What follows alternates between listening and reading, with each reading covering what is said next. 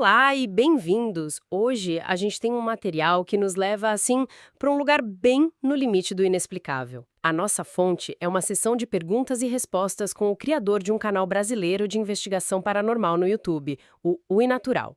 O apresentador, que se chama Hood, basicamente abre o jogo e responde direto às dúvidas dos seguidores.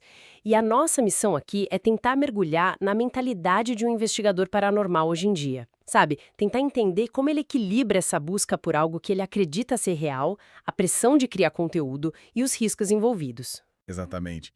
E é uma oportunidade, eu diria, rara de entender a filosofia de trabalho de quem está nessa área. Porque não é só sobre caçar fantasmas, né? Que tipo de código de ética ele cria para si mesmo? Onde que ele desenha a linha entre o que é sério e o que é, como ele mesmo diz, falso. E o que eu acho mais intrigante é como as experiências pessoais dele, que a gente vai ver, moldam tudo o que ele faz. Pois é. E o ponto de partida dele já é uma questão que, para mim, define o campo inteiro. Um seguidor pergunta: por que os canais sérios têm menos inscritos enquanto os falsos explodem? Uma ótima pergunta. E a resposta dele é surpreendentemente pragmática. Ele diz, sem rodeios, que o YouTube é, no fundo, uma plataforma de entretenimento. Uhum. O público quer ação, sabe? Quer ver assombração. E os canais que fabricam isso, usando efeitos, manipulando coisas, ele até menciona gente que ateia fogo nos lugares. Nossa, Uhum. eles estão entregando o que o algoritmo e uma parte do público querem. É quase uma confissão de que o sucesso não vem da autenticidade. E isso já expõe a grande tensão desse gênero todo, né? É a briga entre ser um documentarista do inexplicável e ser um produtor de conteúdo de terror. Ele está dizendo que a moeda de troca ali não é a verdade, é o engajamento. E o engajamento vem com susto, com clímax, coisas que, segundo ele, quase nunca acontecem numa investigação de verdade. Exato. Mas essa visão pragmática leva ele para um lugar ainda mais ah, sombrio, diria. Ele não fala que ser falso é só uma má estratégia. Ele acredita que é perigoso. Ele deixa um aviso muito sério. Ele diz: o sobrenatural cobra. O sobrenatural cobra. Essa frase é muito forte. Isso não é linguagem de um youtuber. É linguagem de alguém que acredita num sistema de causa e efeito tipo cósmico. Ele está criando um código de ética que vai muito além das regras da plataforma. Para ele, não é um vídeo. É uma interação. Uma interação com forças que ele acha que são reais, que exigem respeito. A transgressão não é contra os termos de serviço, é espiritual. E essa ética de respeito aparece em regras muito práticas. Por exemplo, a política dele sobre investigar cemitérios. Ele é, assim, taxativo sobre isso. E por que os cemitérios, especificamente? O que eles têm de diferente de, sei lá, um hospital abandonado? A justificativa dele é o luto ativo. Ele vê os cemitérios como lugares sagrados, não por causa dos mortos, mas por causa dos vivos. Ah, entendi. Ele acha que seria uma falta de respeito imensa filmar num lugar onde famílias ainda estão de luto, onde a dor é recente. A linha que ele traça é entre a dor presente e a memória histórica. Faz sentido. Ele até abre uma exceção. Diz que talvez investigaria um cemitério desativado há séculos, tipo um cemitério indígena antigo, porque aí o contexto muda. Vira arqueologia, história, não é mais luto. Isso é fascinante. A bússola moral dele não é guiada pelo medo dos espíritos, mas pela empatia com as famílias. Isso diz muito sobre a abordagem dele. Ele não se vê como um invasor, mas como alguém que pede licença, mesmo que de forma implícita. Mas ok, se a ética dele é essa, como isso funciona na prática? Como é uma investigação dele? Essa é a pergunta seguinte. Alguém questiona sobre os métodos. É tudo tecnologia, detetor ou é mais intuição? E aqui ele faz uma escolha que vai contra a maioria dos canais desse tipo. Ele conhece o equipamento padrão, claro, o K2, Spirit Box, Ecovox, mas ele diz que prefere trabalhar no cru. Trabalhar no cru. Gostei da expressão. O que isso quer dizer na prática? Quer dizer, confiar o mínimo possível na tecnologia. Ele até valoriza os EVPs, aquelas vozes eletrônicas, sabe? Mas ele acredita que se uma voz do além quiser ser ouvida, ela vai ser captada por um gravador normal. Não precisa de um aparelho que fica varrendo rádio. Uhum. Para ele, o instrumento mais importante é o próprio ser humano. Ele acredita que todo mundo tem essa intuição e que a sensibilidade do investigador é a ferramenta principal. Mas essa escolha de valorizar o subjetivo, o arrepio na espinha, não é também uma forma de se proteger da crítica? Quero dizer, se a prova principal é uma sensação, algo que só ele sentiu, fica impossível de refutar, né?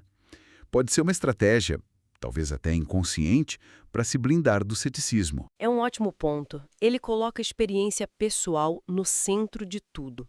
E isso a torna, ao mesmo tempo, mais autêntica para ele e menos verificável para os outros. E essa confiança total na intuição tem um outro lado, o medo. Porque se o seu principal equipamento é o seu corpo, o que acontece quando esse equipamento te manda correr? Um seguidor pergunta qual é o maior medo numa investigação: os humanos ou os espíritos? E a resposta dele é muito honesta e bem pé no chão. Ambos. Ele diz que o lado espiritual é imprevisível, você nunca sabe o que vai encontrar, mas o lado humano é o que pode te machucar de verdade, fisicamente. Um assalto, um ato de violência. Isso coloca a atividade de caça-fantasmas numa realidade muito, muito crua. O medo do vulto no corredor compete com o medo da pessoa de carne e osso escondida na sombra. Exato. E essa dualidade do medo é alimentada pelas experiências que ele mesmo viveu. São elas a base de tudo. Ele não investiga o paranormal como uma hipótese. Ele investiga porque ele acredita que já ficou cara a cara com o inatural. Ele conta duas histórias principais que marcaram muito. A primeira, na adolescência. Ele tinha um amigo que morava ao lado de um cemitério. Um dia eles estavam no quarto desse amigo quando, de repente, o amigo trava, fica catatônico. Nossa! Ao voltar a si, o amigo olha para ele e diz uma única frase: ele vai te pegar. É o arquétipo clássico do arauto, né? O amigo vira um canal para entregar a mensagem. E o que acontece depois? Ele conta que, instintivamente, olhou para a janela e viu a figura de um homem, materializada, mas translúcida. A descrição dele é muito visual. Ele diz como se fosse stealth, tipo a camuflagem do predador. Que imagem! O homem estava debruçado, olhando diretamente para ele. E logo depois, uma nuvem transparente atravessou o quarto e entrou na parede. Imagina isso para um adolescente. É algo que te define. Com certeza. E o que me chama a atenção são os detalhes. O amigo travando, a translucidez stealth, a nuvem. Esse tipo de experiência fundadora serve como uma âncora para tudo que vem depois. Tudo que ele sentir a partir daí vai ser filtrado por essa memória que, para ele, provou que aquilo existe. E a segunda grande história já foi como investigador, gravando num lugar chamado Lago do Príncipe. Ele e o cameraman dele estavam num trilho e os dois viram à distância um vulto. Um homem de preto, de sobretudo, parado no meio do caminho. E aí a reação dele? Fugir. Pelo contrário, a reação dele foi correr na direção da figura, para tentar interceptar. Uma reação de confronto, interessante. Exatamente. Só que à medida que ele se aproximava, a figura, nas palavras dele, simplesmente evaporou. Sumiu. Sumiu no ar. E o detalhe crucial, que é um clássico nesse meio, a câmera não captou nada. E aí está o grande paradoxo do gênero. Para ele, a câmera não ter pegado não invalida a experiência, quase que a reforça. Sugere que esses fenômenos são pessoais, talvez até aversos à tecnologia. Isso cria uma barreira para quem busca a prova objetiva. Se a prova mais forte é sempre a que escapa, a crença vira uma questão de fé no testemunho da pessoa. E ele conta outras coisas que reforçam essa ideia de que os sentidos humanos são os principais receptores. Numa outra investigação, ele e a parceira começaram a sentir cheiros que não faziam sentido nenhum para o lugar. Primeiro um cheiro forte de sabonete, depois de perfume de madeira. E ao saírem, ele diz que viu uma sombra seguindo eles. A reação dele não foi de pânico. Foi ligar a câmera, virar para a escuridão e falar com a entidade, pedir para ela procurar a luz. É uma mudança de postura, né? De observador para Interventor. quase um terapeuta. Ele não está só tentando provar que aquilo existe, ele está tentando ajudar. O que bate com a ética de respeito dele. Ele não vê as entidades como monstros, mas talvez como almas perdidas. Mas nem sempre é assim. Ele conta de uma vez numa trilha misteriosa que a sensação foi avassaladoramente negativa. Ele descreve ter sentido uma presença tão maligna que o corpo dele entrou em pânico. Ele fala de um conflito. A mente dele de investigador queria continuar, mas o instinto, o corpo dele, gritava para fugir. Eles tiveram que abortar a missão. A sensação era fisicamente insuportável. O que, de novo, reforça a metodologia dele. O corpo é o melhor detetor que ele tem.